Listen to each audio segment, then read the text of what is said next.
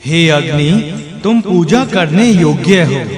जब देवताओं में स्तोत्रों और हव्यों की संगति हो, तब तुम स्तुति करने वालों के लिए रत्न दाता बनो तथा उन्हें बहुत धन प्रदान करो। अग्नि उषा काल के साथ ही प्रकाशित होते हैं, ये दिनों के साथ भी प्रकाशित होते हैं। ये ही अग्नि सूर्य बनकर उषा की ओर अपनी किरणें प्रकाशित करते हैं। ये ही सूर्यात्मक अग्नि आकाश और पृथ्वी को सब ओर से प्रकाशित रखते हैं। ये अग्नि उषा काल में नित्य प्रकाशित होते तथा दिन के समय भी प्रकाश वाले रहते हैं। ये ही सूर्यात्मक अग्नि अनेक प्रकार से प्रकट होने वाली किरणों में भी प्रकाश भरते हैं। ये आकाश और पृथ्वी दोनों को प्रकाश से भर देते हैं। आकाश और पृथ्वी मुख तथा सत्यवाणी है।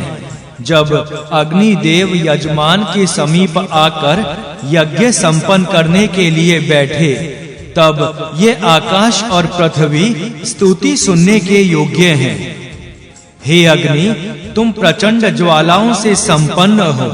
तुम पूज्य देवताओं को यज्ञ के द्वारा अपने वश में करते हुए तथा उनके पूजन की इच्छा करते हुए उनके पास हवि को पहुंचाओ। तुम धूप रूप ध्वजा वाले, समिधाओं से दीप्त होने वाले देववाहक तथा पूजा के पात्र हो। तुम हमारी हवि को देवों के समीप पहुंचाओ। हे आकाश और पृथ्वी के अधिष्ठाता देवताओं, मैं यज्ञ कर्म की सिद्धि के लिए तुम्हारी स्तुति करता हूँ। हे आकाश और पृथ्वी, तुम दोनों मेरी स्तुति को सुनो तथा जब ऋत्विज अपने यज्ञ कार्य में लगा हो, तब तुम जल प्रदान के द्वारा हमारी वृद्धि करो।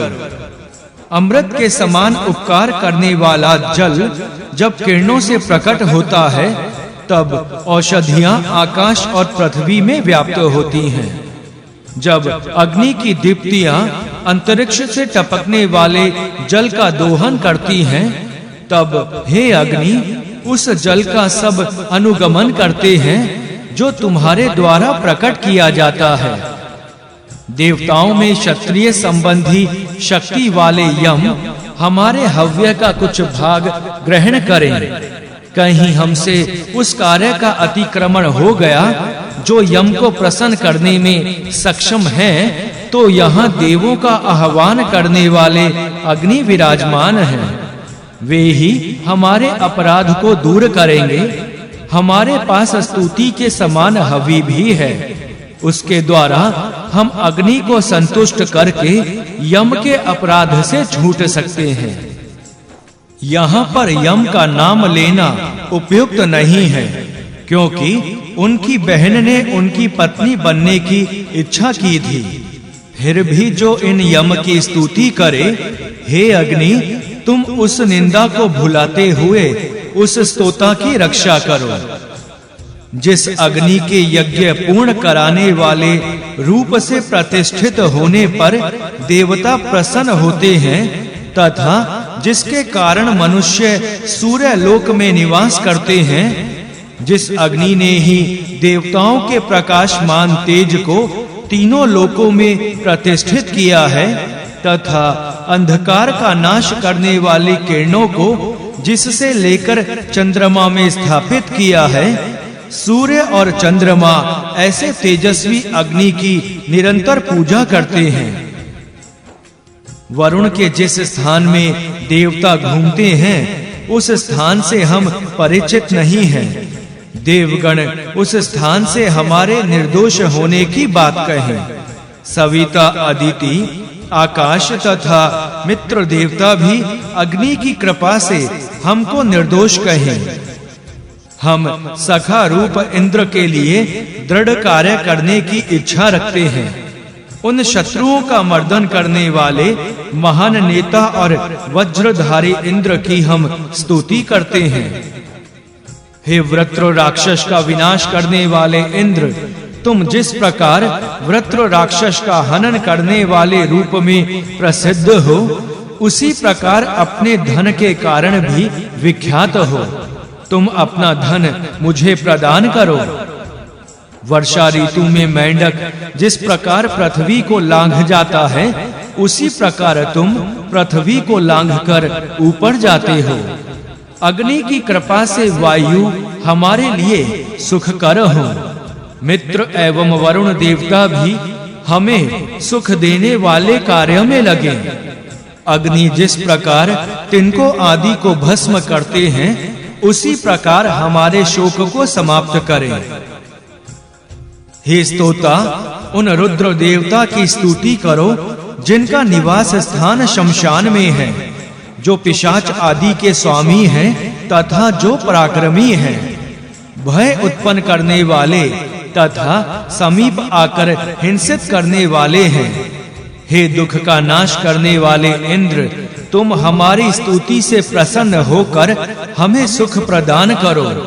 तुम्हारी सेना हमको त्याग कर उन पर आक्रमण करे जो हमसे द्वेष रखते हैं। मृतक संस्कार करने वाले तथा अग्नि की इच्छा करते हुए पुरुष माता सरस्वती का आह्वान करते हैं। हम ज्योतिष्ठ होम आदि यज्ञों में भी मां सरस्वती को बुलाते हैं। देवी सरस्वती हवि प्रदान करने वाले यजमान को मनचाहा धन दें। वेदी की दक्षिण दिशा में प्रतिष्ठित पितृ भी मां सरस्वती का आह्वान करते हैं। हे पितरों, तुम इस यज्ञ में विराजमान होते हुए प्रसन्न रहो। तुम माता सरस्वती को प्रसन्न करो तथा हवियों को प्राप्त करके संतुष्ट बनो। हे माता सरस्वती, तुम पितरों के द्वारा बुलाई गई हो। तुम हम में ऐसे अन्न को स्थापित करो जो राग रहित और हमारा इच्छित है। हे माता सरस्वती, तुम अपने आप को तृप्त करती हुई पितरों सहित एक ही रथ पर आती हो। अनेक व्यक्तियों तथा प्रजाओं को तृप्त करके अन्न के भाग को और अन्न के बल को मुझ यजमान को प्रदान करो। अवस्था एवं गुणों में श्रेष्ठ, निकृष्ट एवं मध्यम श्रेणी के पितृ भी उठें। ये पितृ सोम का भक्षण करने वाले हैं। ये प्राण से उपलक्षित शरीर को प्राप्त होने वाले अहिंसक और पदार्थ के ज्ञाता हैं। बुलाए जाने पर ये पितृ हमारी रक्षा करें। मैं कल्याण करने वाले पितरों के सामने उपस्थित होता हूँ। मैं यज्ञ की रक्षा करने वाले अग्नि के सामने उपस्थित होता हूँ।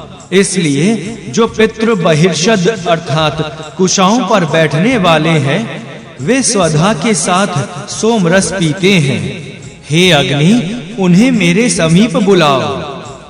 जो पितृ पहले पितृलोक को प्राप्त हुए थे तथा जो अब वहां गए हैं, जो अभी पृथ्वी लोक में ही हैं तथा जो भिन्न-भिन्न दिशाओं में हैं, उन सभी पितरों को नमस्कार है।